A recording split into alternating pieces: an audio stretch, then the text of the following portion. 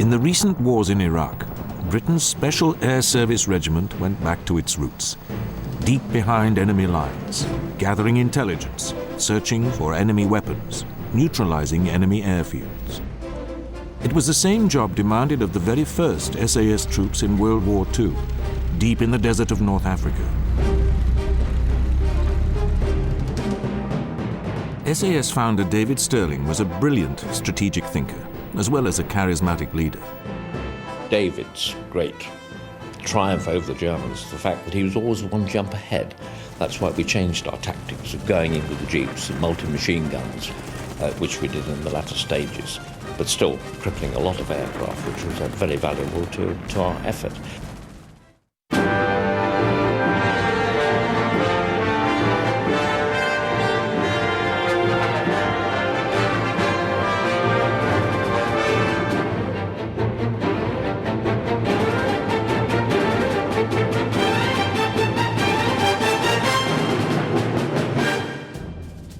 The SAS was founded in autumn 1941 in the deserts of North Africa during the campaign against Rommel's Afrika Korps. Its mission was to destroy enemy air power deep behind the lines. At first, its troops were taken to and from their targets by the Long-Range Desert Group. Reg Seekings, one of the original members of the SAS, remembers what it was like going on such a mission. But as you got nearer the target, so then the tension started to rise. Then you got within fighter, you first got in bomber range, then you got in fighter range, where the fighter sorties fly out and spotter planes, and they were liable to pick you up. And then you moved in more into the coastal belt, and you started to get a bit of shrubs, stuff like that. Then the tension would start building. And then you'd move in until you thought, that's near enough. You've got to think about the patrol, not just ourselves, and also getting back. So sometimes we'd march in 50 miles. In the spring of 1942, the Germans and Italians were not prepared for attacks so deep behind the lines. The first ops, well, naturally, were easy. There wasn't the sentries not on alert. They'd had nothing. I mean, you wouldn't expect to suddenly aircraft to start blowing up and part of your men start shooting you up if you were 300-400 miles behind the line. It was just cushy. The war was never going to touch you. And of course, when it did erupt, it really shook them up. But even in those early days, getting back was the challenge. Getting out, you had to clear the fighter zone. And this used to be our aim. Either that, or a method I adopt later, was to lay up close to the target. Let the air activity die down and a day or so later creep out. Gone. But generally speaking, particularly if it was good, fast going, you'd get moving, put your foot down and make sure that you was just about out of fighter range. At least the fighters could only make about one pass at you and they'd got to return to base to refuel. A fighter's range in those days was very limited. I should imagine I suppose about 70 miles, and flat desert, it was easy to make that. But by late June 1942, Rommel seemed poised to win the desert war. He had driven the British back to El Alamein on the Egyptian border, and his panzers seemed about to surge forward again to take the Suez Canal. Air power was a key factor, both in the land campaign, where the Axis forces had more than doubled the number of aircraft, and in the critical battle to keep the armies supplied. From Axis airfields in Cyrenaica, Rommel launched air attacks on British convoys bringing vital supplies to North Africa. If the British were going to survive the Desert War, they had to counter this air superiority. It was at this key moment that David Stirling made a critical change in SAS tactics. A new weapon had appeared in the desert, the Willys Jeep. Stirling saw this as the opportunity to end the SAS's dependence on the LRDG and become totally self-reliant. This is a standard Jeep before the SAS got hold of it. And this is what it looked like when they had finished. Vickers and Browning heavy machine guns front and back.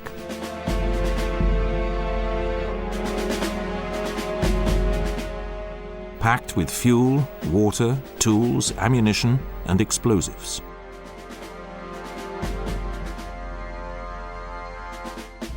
The suspension was strengthened, and each jeep carried sand channels for getting out of soft ground.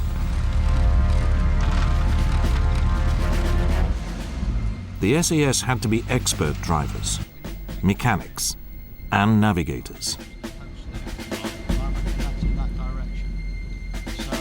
Using the sun, stars, and dead reckoning to navigate across the featureless desert. As Stirling's own navigator, Mike Sadler, describes, the results could be spectacular, especially at night.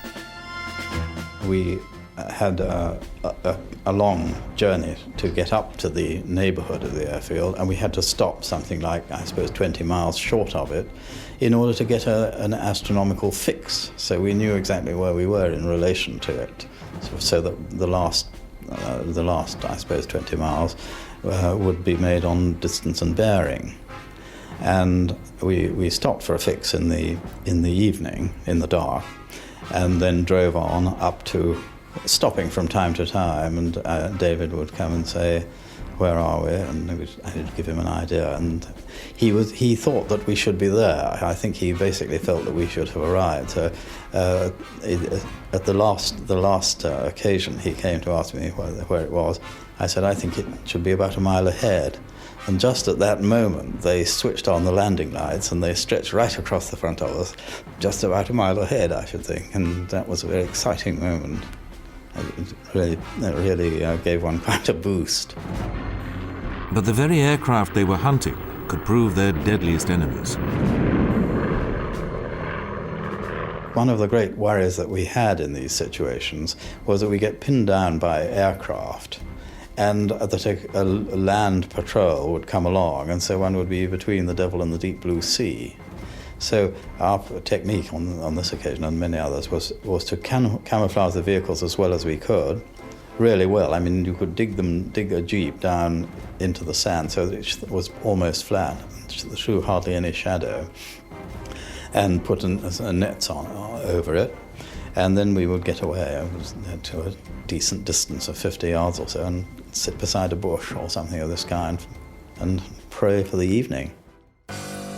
Leading from the front with his customized staff car, the Blitz buggy, and the battle jeeps, Stirling now launched the SAS on a new wave of raids on Rommel's airfields as the Desert Fox prepared what should be his final push.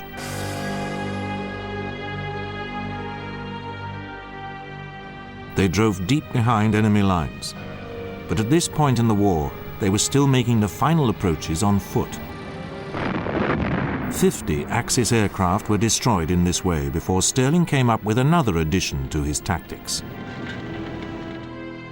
Johnny Cooper, another of the SAS originals who had lied about his age to join up at 16, was with Stirling. Creeping in and doing the jobs in the early days, obviously the Germans had to increase their security.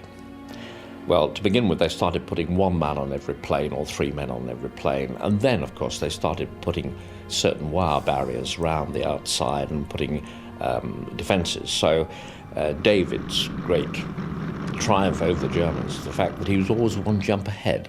That's why we changed our tactics of going in with the jeeps and multi-machine guns, which we did in the latter stages, but still crippling a lot of aircraft, which was very valuable to our effort. We had two columns.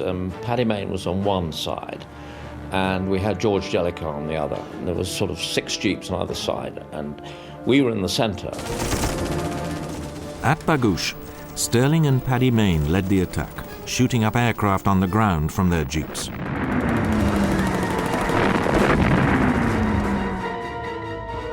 On another raid, they also planted Lewis bombs on the remaining aircraft, taking out a total of 34 planes, a significant dent in Rommel's war machine.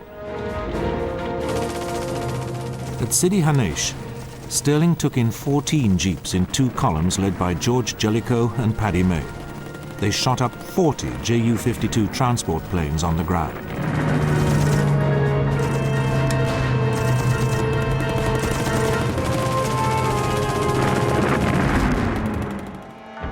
But Stirling was still having to fight his war on two fronts, against the enemy and the foes of SAS at Middle East headquarters.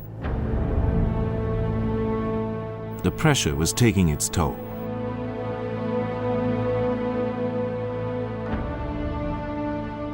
And at one stage he was covered in desert sores, and he should never have gone out. He just had sulfur tablets and this and that, no proper medication. He wouldn't see doctors, he wouldn't go to hospital, and then he'd go out again, and he was pushing himself. In September 1942, Stirling was promoted to Lieutenant Colonel. His brainchild was listed as 1st Special Air Service Regiment, placing it on the British Army's official order of battle. Stirling took the opportunity to create a range of elite units under his command. His brother Bill formed 2 SAS, while Stirling added other special forces from different countries. The Sacred Squadron was a Greek unit that fought alongside the British in North Africa and then in the Aegean.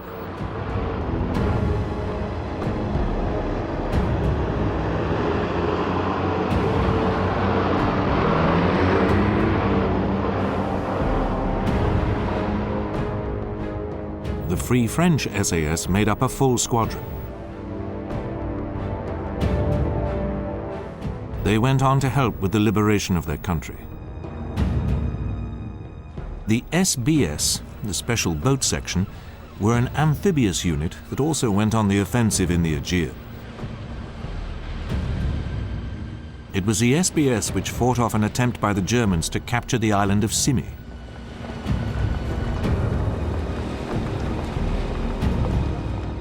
Stirling's vision of special forces seemed assured, but then came disaster.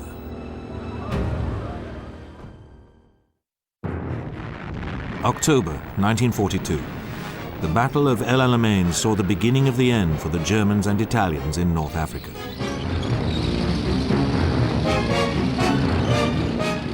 As Rommel retreated, David Stirling planned weekly raids on the overstretched German columns, hitting them along the road from Maghela to Tripoli and beyond into Tunisia.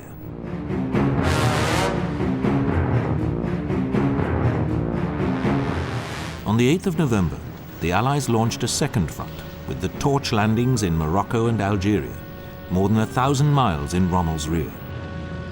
Stirling saw another opportunity for the SAS. The aim was to get from there right up into Tunisia and join up with the First Army, doing various operations on the way so that we would be able to sell the whole type of operation to them and possibly operate from that end of the front for a change, from that end of the war, rather. But the attempt to link up led to disaster. The French SAS led the way into their country's protectorate, Tunisia, and began to create havoc. Stirling had intended to take a different route, but needed to replenish his supplies and divert it. The enemy were waiting.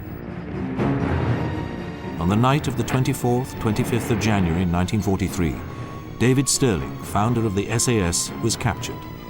He escaped, but was captured again. Reg Seekings had been at Stirling's side since day one. We'd lost not only the commanding officer, but he was a great friend of ours. We'd been through a hell of a lot together, so it was quite devastating. And to the unit, there was the whole symbol had gone. And of course it left everybody worried what is going to happen. Together with Johnny Cooper, Seekings tried to mount an operation to find Stirling and rescue him. We felt so strongly about this that we tried hard with General Anderson in particular of the First Army to get scrubbed. We wanted to be scrubbed off the army list and be dropped into Italy or wherever he was and given a free rein, whether it took us weeks or months, and to get him out. But we fought and fought for this, but somewhere along the line most probably some people wanted to see Colonel David where he was. Most probably, I don't know. Stirling's enemies did indeed take advantage of his capture. His brother Bill's 2 SAS was allowed to continue, but the rest of the Special Forces umbrella was disbanded. One SAS even lost its title and was renamed the Special Raiding Squadron, the SRS.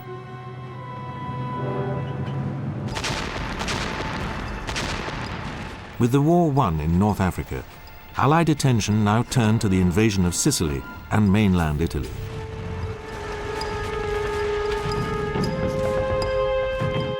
In these operations, the SRS were deployed in a different way, fighting as elite front-line troops.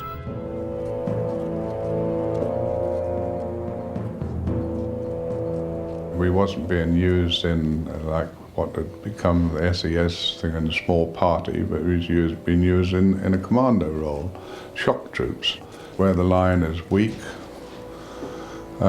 We was used to bolster it up. Reg Seekings won the military medal during the assault on Sicily. His target was a gun emplacement on a cliff.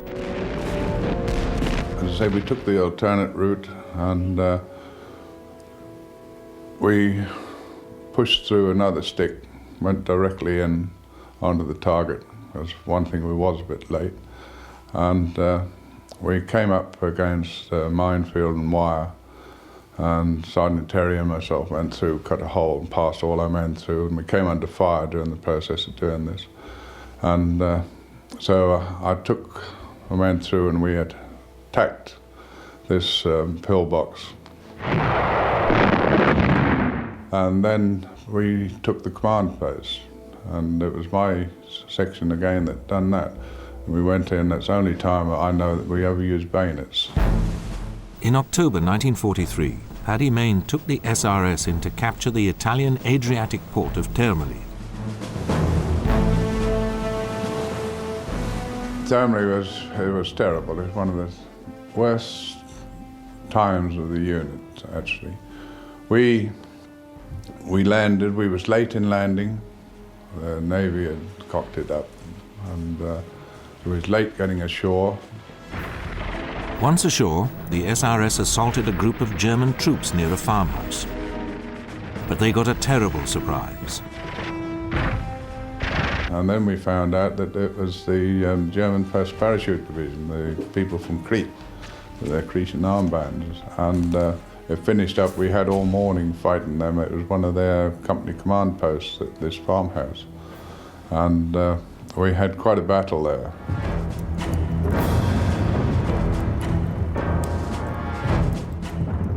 Finally, the surviving Germans capitulated. And when he saw us and he looked, he said, "Oh, thousands of them." He said, "If I had known this," he said, "we would never have fought like this." I said, "Why? Why not?" He said, "What, good men kill good men?"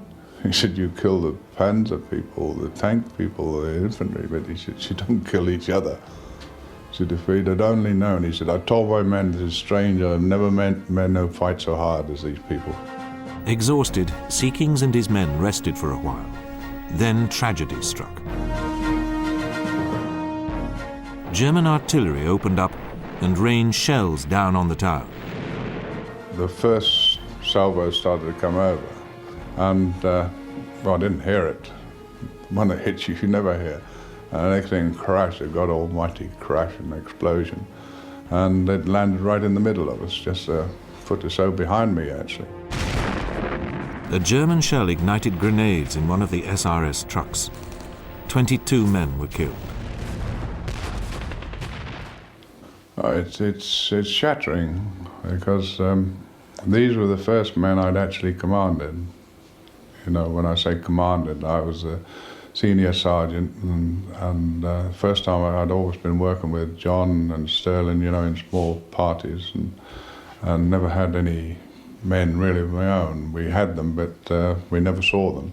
And this time I'd had men which I'd trained, new men, and molded them together, because being responsible for the training, I think.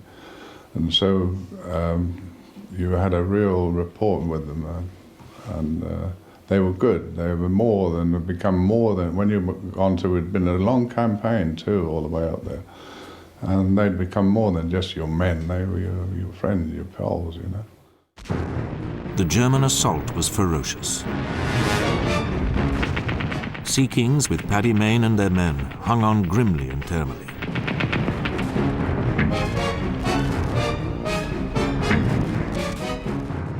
Until relieved 3 days later by the Allied advance. 2 SAS were also at Termoli, and then mounted separate operations in Italy. Some were dropped behind enemy lines in a more traditional SAS role, destroying railway lines, blowing up bridges, and hampering the movement of German forces.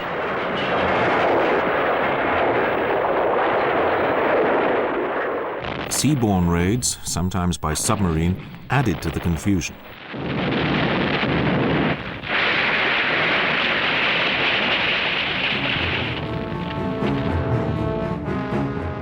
Meanwhile, even though captured, David Stirling was up to his old tricks.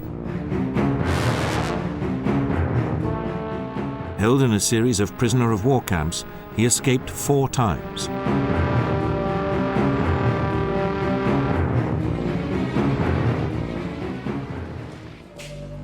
But was always recaptured.